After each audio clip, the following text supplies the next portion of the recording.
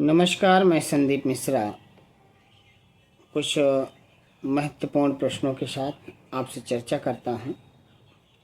यहाँ पर कला से संबंधित जो टीजीटी है, पीजीटी या प्रोफेसर की बात किया जाए तो उनसे संबंधित यहाँ पर प्रश्न उत्तर मैं आपसे चर्चा कर रहा हूँ। एलिफेंटा गुफा की बात किया जाए, कहते हैं कि एलिफेंटा गुफा कहाँ है। महाराष्ट्र, गुजरात, उड़ीसा या राजस्थान। एलिफेंटा गुफा की बात करते हैं तो आपको मालूम है महाराष्ट्र में है। महाराष्ट्र की बात करते हैं तो या एक धारापुरी द्वीप पर है। एलिफेंटा की बात करते हैं तो यहीं से हमें त्रिमूर्ति मिलता है और जिसको ब्रह्मा, विष्णु, महेश के नाम से जाना जाता है। एलिफेंटा का जो नामकरण है, यहाँ पर एक हाथी की बड़े आकार की मूर्ति मिलने के कारण एलिफेंटा का नामकरण एलिफेंटा के नाम से किया गया था। एलिफेंटा का नामकरण पुर्तगालियों के द्वारा किया गया। एलिफेंटा की बात करते हैं तो 5वीं से लेकर के 8वीं शताब्दी के मध्य की बात किया जाता है। कहते हैं पशु आकृति युक्त मोहरे कहाँ पाई गई। अगला क्वेश्चन है पशु आकृति युक्त मोहरे कहाँ पाई गई।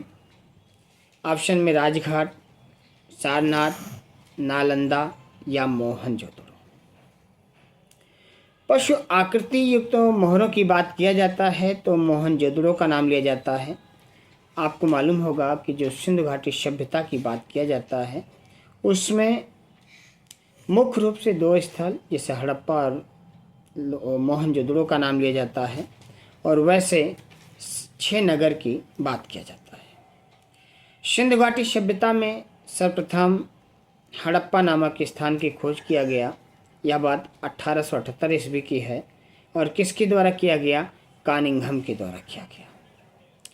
1921 ईस्वी में हड़प्पा नामक टीले की खुदाई किया गया और 1922 में आपको मालूम होगा कि मोहनजोदड़ो की खुदाई किया गया था। इसी प्रकार से लोथल, धौलावीरा, बनावली, आलमगीरपुर इत्यादि स्थानों की जो खुदाई है किस सन में और किसके द्वारा किया गया, ये आप लोग कमेंट बॉक्स में ज़रूर लिखिएगा। ये बहुत ही महत्वपूर्ण प्रश्न है। यहाँ पर नाम आया सारनाथ।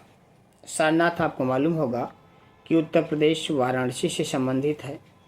सारनाथ की बात करते हैं तो बौद्ध धर्म में जो बौद्ध धर्म का पहला महात्मा बुद्ध का उपदेश था पाली भाषा में, वह सारनाथ में दिया गया था। यह अपने आप में बहुत महत्वपूर्ण स्थान है सारनाथ। सारनाथ जब पहुंचते हैं तो बनारस की बात किया जाता है। बनारस की बात करते हैं तो यहाँ पर कई विश्वविद्यालयों का नाम लिया जाता है। चाहे संस्कृत संपूर्णानंद संस्कृत विश्वविद्यालय की बात कर लीजिए, बनारस हिंदू विश्वविद्यालय की बात कर लीजिए, विद्यापीठ विश्वविद्यालय की बात कर लीजिए, इत्यादि विश्वविद्यालयों का यहाँ पर नाम लिया जाता है। जो बनारस हिंदू विश्वविद्यालय है उसी के प्रांगण में भारत कला भवन का भी स्थापना किया गया है। कब किया गया? 1920 में। और किसने किया? राय कृष्णदास के द्वारा यहाँ पर किया गया। अगला क्वेश्चन है भारत माता चित्र किसने चित्रित किया था।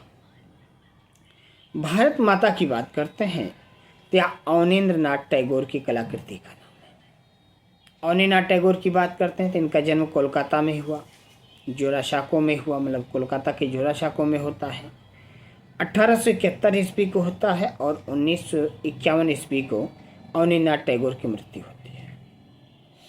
अवनींद्र नाथ टैगोर की बात करते हैं तो कलकत्ता कला विद्यालय के प्रथम भारतीय प्रधानाचार्य के रूप में इनका नाम लिया जाता है। वास्तु चित्रकला के पितामह के रूप में इनका नाम लिया जाता है। बंगाल शैली की उत्पत्ति के रूप में भी इन्हीं का नाम लिया जाता है। और अवनींद्र नाथ टैगोर की बात करते हैं तो जो चीनी जापानी वास्तु चित्रकार थे उनसे इन्होंने वास्तु तकनीक की शिक्षा ली थी।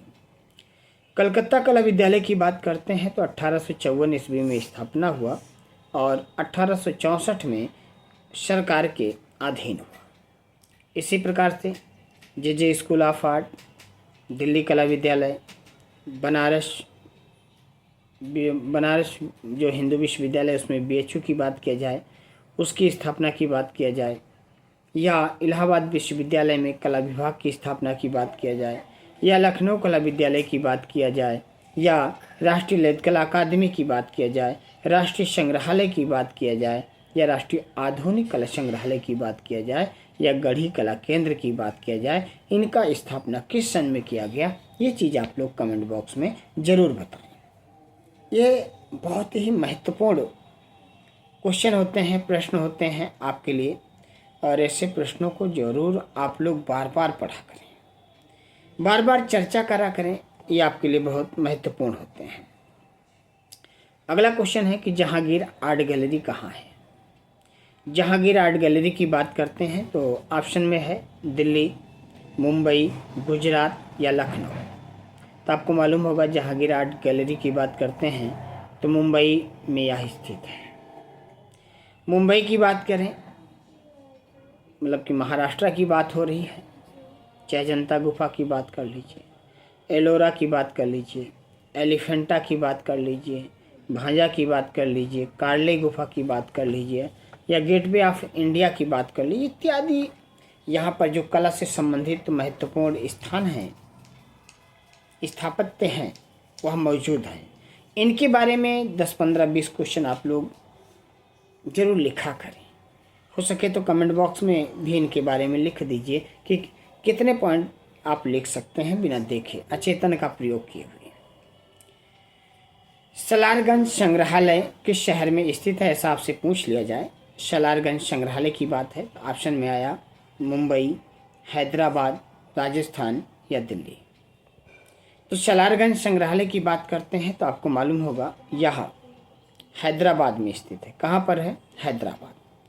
हैदराबाद की बात करते हैं तो आपके लिए बहुत ही महत्वपूर्ण पॉइंट है, बहुत ही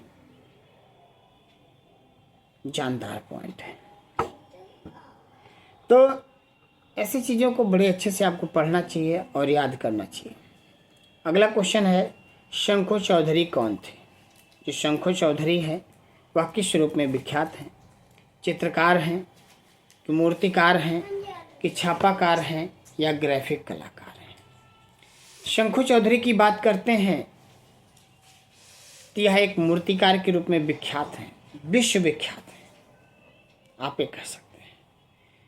ऐसे मूर्तिकार जो अपनी मूर्तियों के लिए देश विदेश में भी जाने जाते हैं। अगला क्वेश्चन है हड़प्पा संस्कृति के अवशेष कहाँ पर स्थित हैं, ऐसा आपसे क्वेश्चन को टप कर लिया जाए तो ऑप्शन में है नेपाल, चीन, पाकिस्तान, अफगानिस्तान। हड़प्पा संस्कृति के अवशेष की बात किया जाए तो आपको मालूम होगा यह पाकिस्तान में स्थित है। कहाँ पर स्थित है? पाकिस्तान में। पाकिस्तान की बात किया जाए, चाहे हड़प्पा की बात कर लो, मोहनजोदड़ो की बात कर लो, यह सब स्थान पाकिस्तान में है। और भी जो स्थान आपके माइंड में हो ज़रूर कमेंट बॉक्स में लिखें। या वीडियो आपको कैसा लगता है कमेंट बॉक्स में ज़रूर बताया करें और उसके हिसाब से मैं आगे का वीडियो आपके लिए और बनाने का प्रयास करूँगा। धन्यवाद। अब हम आगे मिलते हैं पुनः अगली वीडियो नए क्वेश्चन नए जोश के साथ में। धन्यवाद।